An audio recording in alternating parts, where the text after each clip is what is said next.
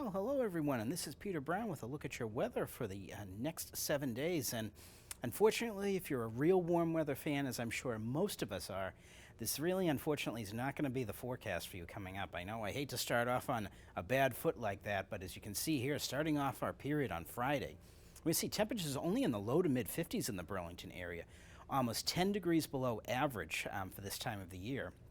As you can see, as we're heading out towards the end of the period, look at that, looking into the middle of May already. Look at this, our average temperature should be approaching 70 by that time, and unfortunately, we're going to be a little bit a ways from that. Really, the only big positive that I can really say for the upcoming week is the days continue to get longer, and we have tons of sunlight there. Now, as we move ahead, I'm going to show you a little bit about what's going to be going on with our weather for the next 7 days. Now, starting out on Friday, going into the weekend, we're going to see an actually fairly powerful system coming through here in southern New England in the Burlington area. This is going to bring some very, very heavy rain to our area, maybe on the order of 2 to 3 inches of rain by the time we get to Saturday morning, with some embedded thunderstorms, especially as we get into Friday afternoon. Going to bring some very breezy conditions from the east and northeast, and of course, with those easterly and northeasterly wind directions, we're going to see very cold and very damp conditions for this time of the year. And once this storm system passes by us on Saturday, it's going to kind of linger over northern Maine and over southeastern Canada. And this is going to be due to a blocking pattern that's going to be developing out over the central and northern Atlantic.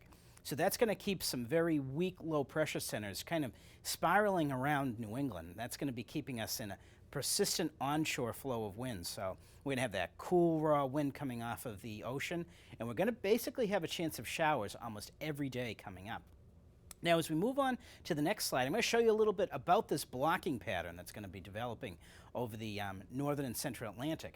And this is something that we call a Rex block in meteorological terms. Now, this is going to be not setting up this close to us, obviously, but it's going to be setting up actually over in the Azores and up onto Greenland. And what a Rex block is, that's when you have a strong low pressure center to the south of a very strong high pressure center to the north of it. Now, what that happens is the combination of the circulation around these two systems keeps a constant easterly flow going between the two systems. Now, that's going to translate here for southern New England, the Burlington area, and like we said, a persistent easterly flow off of the ocean for the next 7 to 10 days, really. And that's going to block any storm systems that come by us from really going out to sea. So again, that's going to keep, of course, the cool and damp weather here, and that's basically the mechanics that are going to be going on in the atmosphere. Not something very spring-like, that's for sure, and as I've noted right here, spring is definitely going to be on vacation this next week.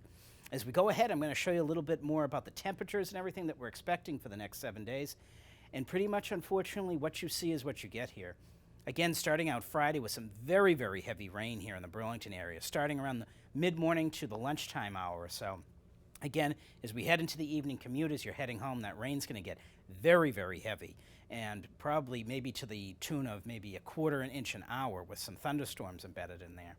Now, as we get into Saturday, it looks like Saturday is actually going to be the warmest day out of the 7 days, and of course, that's not saying much because every day this week coming up, we're going to see temperatures well below average.